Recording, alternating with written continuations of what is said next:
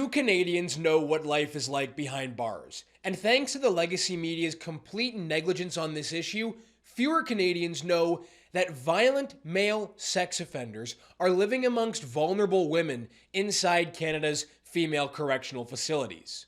Take the story of Frederick Radcliffe, who now goes by the name of Carissa Radcliffe, a pedophile who was designated as a dangerous offender in 2010, who now serves time in a Canadian female prison. Or take the story of Adam Laboucan, a convicted pedophile who raped a 3-month-old infant, who now claims to be a woman and is serving time at the Fraser Valley Institute for Women in the mother-child unit. Or what about Matthew Harks, a convicted male pedophile charged with 200 offenses of sexual abuse, now living as a woman and serving time in a women's prison? How and why is all of this happening in our country? Well, let's start in 2017, when Justin Trudeau was holding a town hall event in Kingston, Ontario, and took this question from a transgender attendee. My question to you is, will you do your best to ensure that trans women are put in prison, or prison more appropriate to their gender identity?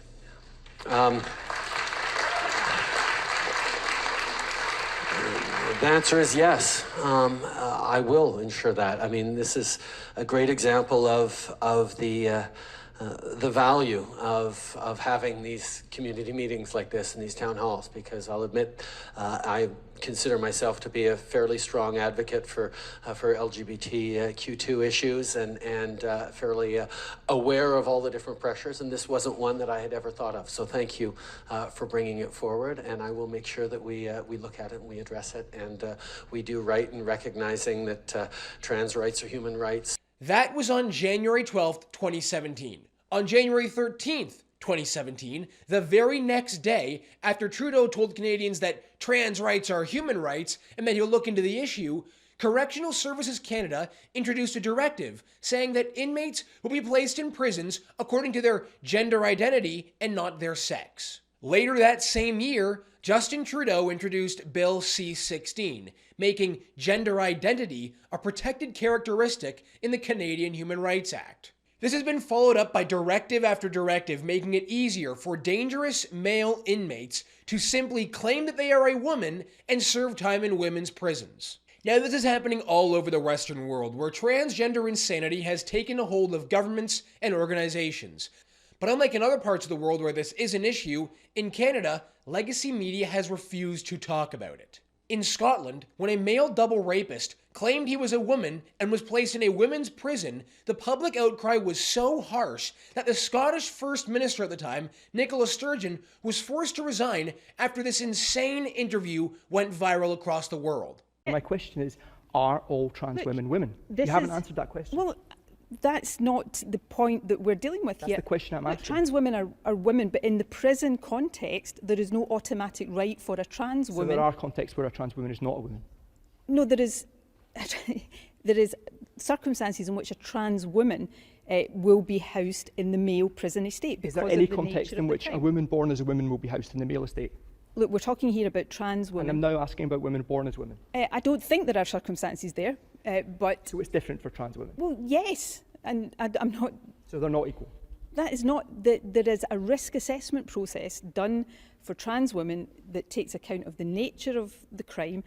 Clearly, significant concern arises out of sexual crime and whether it's appropriate for them to be in a female prison or a male prison. Stick around for an interview with a woman who has devoted her life to speaking up on this issue and for advocating for the rights of female inmates in this country. Also, of course, stick around for the ratio of the week. But before we do that, drop a like in the video, help us out by subscribing to the True North YouTube channel, and the comment question for the episode is this: why is the Canadian legacy media so silent on this issue? Let me know in the comments, and let's get into it. Well, joining us now on the show is Heather Mason, a founding member of the organization Canadian Women's Sex-Based Rights, a volunteer group working to preserve the rights and protections of Canadian women and girls. Heather, thank you so much for joining the show. Thank you for having me on. So before we get into the details and this just complete outrage that we're seeing in correctional facilities, tell our audience a little bit about what started you on this path of advocating for women's rights inside our prisons. So I actually am a former federal prisoner myself. I did time in provincial and federal jail. And when I got out, I originally started speaking on panels for the Elizabeth Fry Society in regards to strip searching and segregation. And then I went to their national conference in Ottawa in 2019, and they were passing the inclusion policy. And one of the women that I was in jail with got up and talked about her experience of being incarcerated with men who identified as women. She was groomed and sexually harassed, and the staff at the Canadian Association of Elizabeth Fry Societies and the Elizabeth Fry Societies said, "You don't need a vagina to be a woman, and I'm concerned about the transphobia in the room." And she actually left the stage crying and didn't have any support.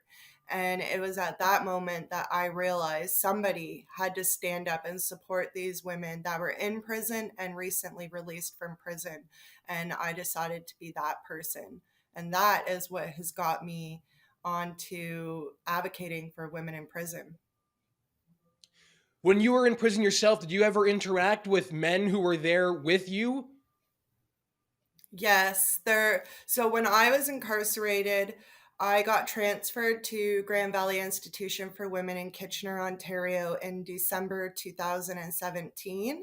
And they had just passed Bill C-16 that year, and CSC, so Correctional Service of Canada, had actually just changed their policy that allowed men to transfer into women's prisons without having a gender dysphoria diagnosis, without being on hormones, and without having surgery.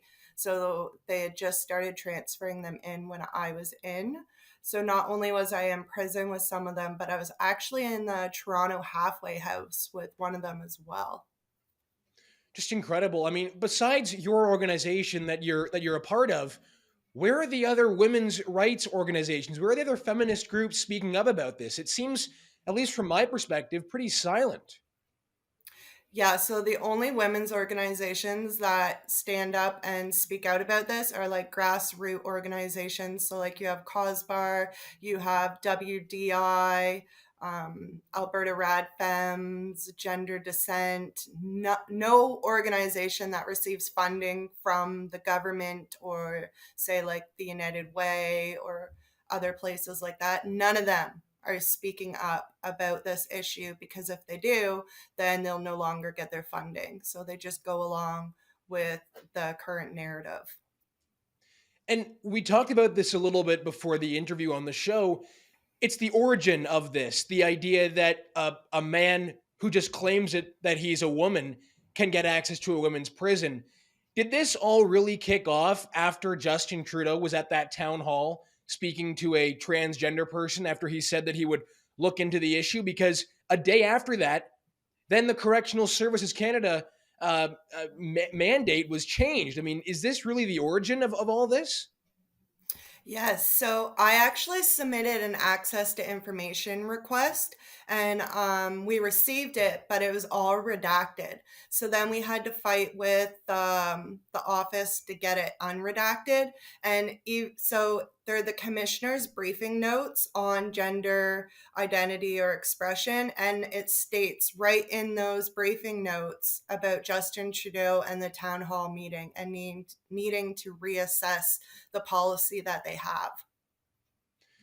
It's unbelievable. Now, in this 2022 Commissioner's Directive on Gender Diverse Offenders, it states that these transfers are going to be assessed on a case by case basis, and it's going to go through some sort of assessment for decision that includes a security check.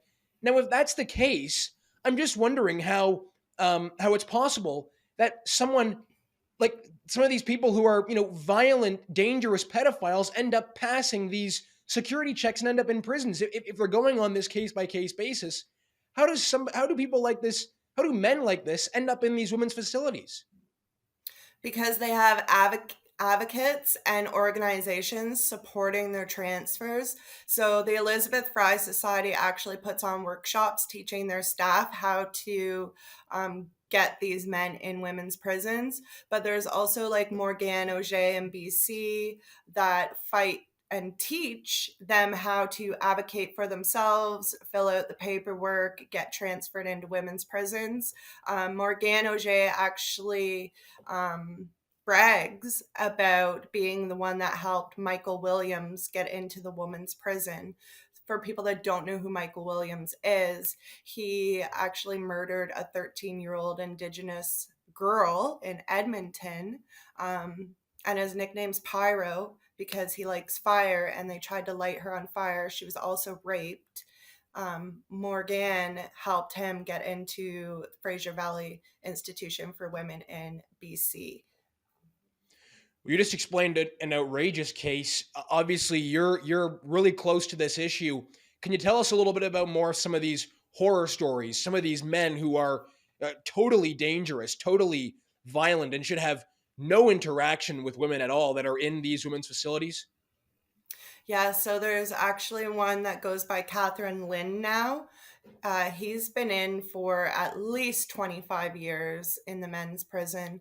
He actually slit the throat of a woman who didn't want to see him, and he raped her dead body. He is in Grand Valley Institution for Women. There's also Frederick Radcliffe, who goes by Carissa, and he is has several charges against young teenage girls, sexually assaulting them. There's Matthew Harks, who's a prolific serial pedophile who has numerous, like tons of victims, lots of charges, like 4 and 5-year-old girls. But actually, when he's in the women's prisons, he's like the number one predator because he grooms, sexually harasses, and sexually assaults the women inside. He targets women who are developmentally delayed or who are childlike in appearance. There's also Tara De Souza, who actually molested a 3-month-old baby and caused so much damage the baby had to have reconstructive surgery. The list just goes on and on. With the report that CSC put out last year, it states that 94% of these men committed their offenses as their biological sex. So this means that nearly 100% of these men who identify as women committed their crimes as living as men.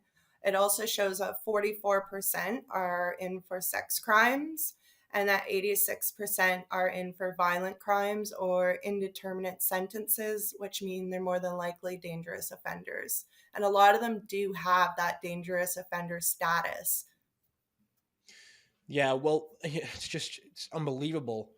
One of the things that you talked about at the Rebel News live event, which we briefly had a discussion over the weekend at, was that women who are in these prisons, who are forced to interact with these dangerous, violent males, are unable to speak up and to raise concerns about this. Talk a little bit more about that, because that part to me really was shocking. That these female inmates can't make an issue out of the fact that they have to live amongst these violent, dangerous men. Yeah, so as soon as we're transferred in, we're told that we're to accept these men and that we're not to call them men and that we must use she, her pronouns. So we're groomed right from the beginning to participate in these delusions. But there is a case where Matthew Harks actually sexually assaulted an Indigenous woman in the bathroom. And the women who lived in the house with Harks locked him out of the house and wouldn't let him in the house, because in prison we live in cottages. We don't live in on medium compound, that is. We don't live in like cells. So he went and got the guards. The guards came and said, if you don't let him in the house, we're going to put bullying in your paperwork. And when you have something like bullying put in your paperwork, when you go for parole, that's a strike against you, and it may cause you to not get parole and not get out. So the women are told that they're being bigots or they're transphobic if they raise concerns about any of the men that are in prison. Basically, they have no one to speak to, no one to support them. That's why when a lot of the women get out, they end up contacting me. They'll contact me on Twitter or on Facebook so that they can let me know what's going on. Right. Well, one of the things that I find shocking about this, and I have to admit that it wasn't an issue I was really paying attention to or knew enough about, is the fact that in this research, other countries that have had this same thing going on, it's been a major story in Scotland when a double rapist, Isla Bryson was the name that this guy was going by, was transferred to a women's prison. It caused such an uproar that it basically triggered the resignation of the Scottish First Minister. Where is the outrage in Canada over this? Why is it that really it's only a handful of outlets talking about this issue? The legacy media don't seem to talk about it, and it doesn't seem to be a big issue at the political level. Yeah, so that's our problem here in Canada. Our mainstream media will not report on it. The only people that report on it would be like True North, Rebel News, Toronto Sun. And a lot of people won't accept stories from right-wing conservative news sources. So that's an issue for us here. If CBC or CTV were to actually pick up the stories and report on it, then there might be more outrage. But I haven't had any success with them reporting on any of this, even with the documents from the government. I had a news agency report on one of my protests. So I put on 21 protests across Canada, even had a national day of action where we had protests in like 8 different places in Canada at the same time. And I believe it was my second protest. So back in 2021, I had a news agency report on my protest and they put an article out, and within days it was like scrubbed from the web. Because trans activists were calling and complaining so much that they pulled the article. And that's what we deal with here. Yeah. Well, it almost seems as though if the legacy media aren't talking about the issue, then they're either not complicit necessarily, but they don't care about these women who are forced to live beside violent, dangerous male prisoners. I really don't understand why they would be so silent on this issue. I believe there's a lot of bullying going on. Like, you're on Twitter, I'm on Twitter. We see how trans activists are. And there's a lot of bullying that goes on. Like, they'll dox them, they'll try to get them fired, they'll try to get their funding pulled. And honestly, we need someone that's going to have enough courage to stand up and say, I don't care if you dox me. I don't care if you try to get me fired. I'm going to do the right thing here and get this information out to the public. I've been in contact with CBC and CTV journalists before, and they've wanted to write a story, but it gets axed by their editor. Their editor won't let them print the story. Unbelievable. I mean, that's a scandal in itself almost. You know, these policies are they're federal policies, right? When Justin Trudeau says he's going to look into the issue, the next day Correctional Services Canada changes their directive, and then there's all of these different layers that come into place over the years that have caused this problem. I'm guessing that there is some sort of federal legislative solution to this. Now, the question I have for you is, have you been in contact with any conservative politicians or any politicians who seem willing to actually listen to you and what you're advocating for, and B, promise to commit to ending this absurd practice? So back in, I want to say 2021, I sent out letters to, I believe, every single MP, and I got a few callbacks. The Liberals are not interested. I had a meeting with like one Liberal MP, and they kind of hijacked the meeting and wanted to use me for their, they wanted to change the prostitution laws in Canada. So the meeting wasn't about my issues. They were trying to hijack it and get me on board for their thing. I've spoken to some MPs that are conservative, but it doesn't seem like they really wanted to put their neck on the line for this.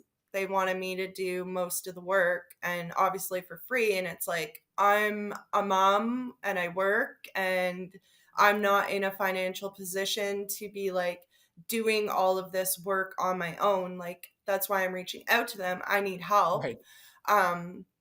The only party in Canada that actually even put out a statement on this was the PPC. And again, they don't even have a seat, Right. but they acknowledged it and put a statement out on it. I do notice more and more now, especially in Alberta, they're really talking about it and trying to pass policies.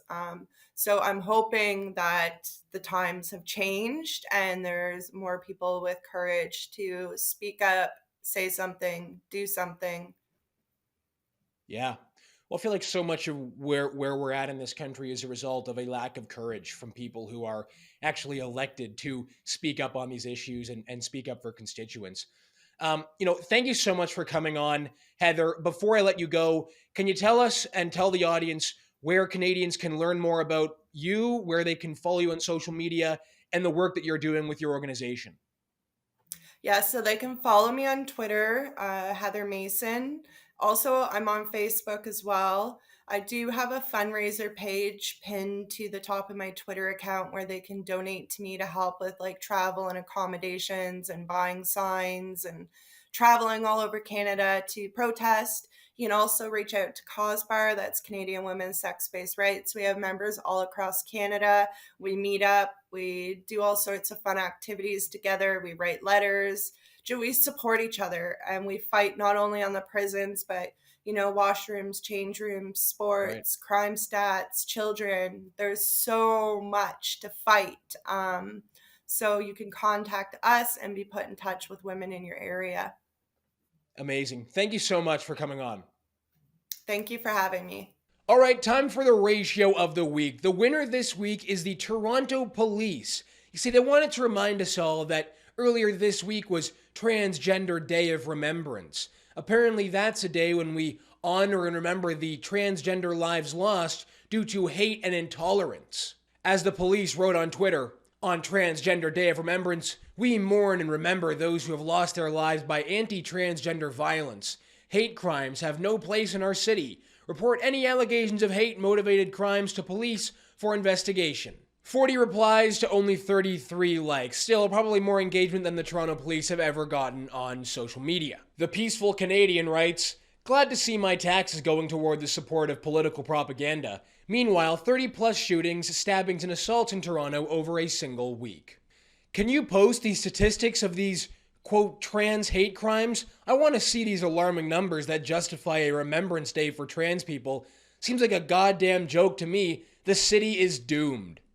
Guaranteed at this rate in 5 years, police uniforms will be pink. What a joke, focus on real crimes. Would anything like that really surprise us at this rate? Alright everyone, that's going to do it for us this week on the show. Thank you so much for tuning in. Reminder to let me know your answer to the comment question. Why is the legacy media silent on the issue of dangerous male inmates living inside women's prisons? Let me know your answer to the comment question. My name is Harrison Faulkner, and this is Ratioed.